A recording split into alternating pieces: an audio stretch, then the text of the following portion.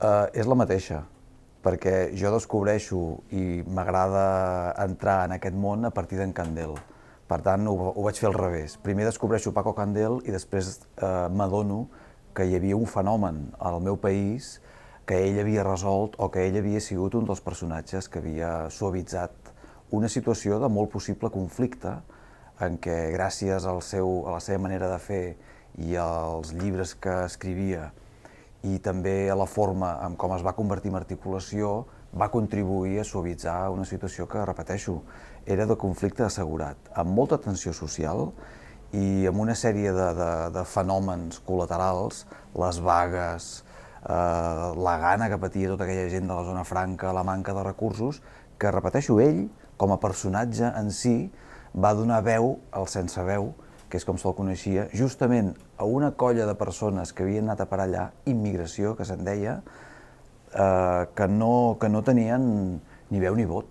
I ell els hi dona una entitat, un cens, no existia un cens a la zona franca, dels milers i milers d'immigrants que havien vingut d'arreu d'Espanya, i per tant és l'home immigració d'aquells temps. És clar, jo el meu interès periodístic per Candel fa que m'interessi per escriure la seva biografia.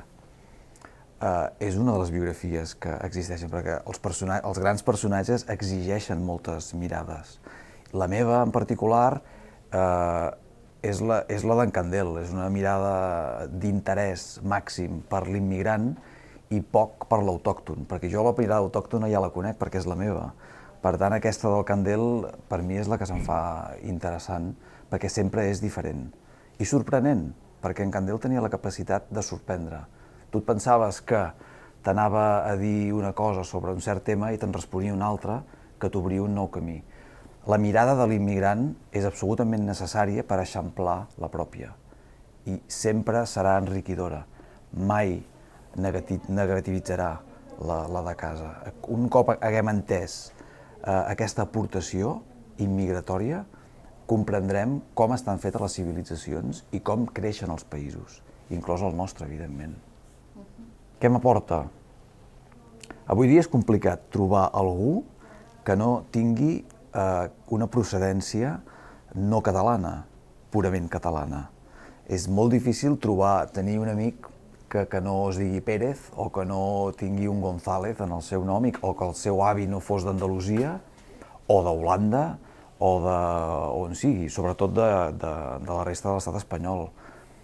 Per tant, és gairebé inevitable entendre que aquest canvi ja està fet i que aquesta integració també.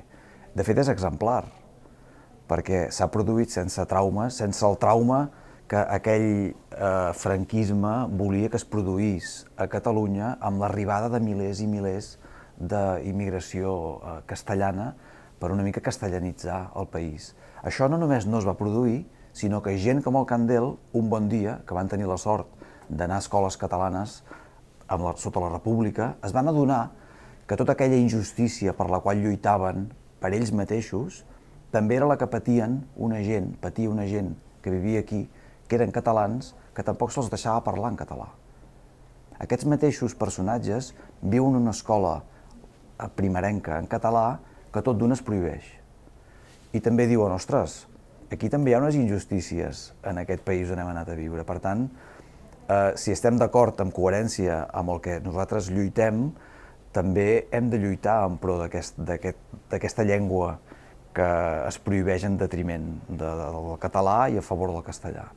La gent Candel es van trobant amb una sèrie de fenòmens i problemes que també se'ls han de fer seus. I això és el més interessant d'aquesta immigració, que s'ha d'anar, un cop integrada, s'ha d'anar retransformant i lluitant per les coses que també són problemàtiques aquí. Per mi, per tant, aquest entendre la immigració és així, no? Una manera totalment candeliana, esclar, perquè, repeteixo, com dèiem al començament, hi entro gràcies al Candel.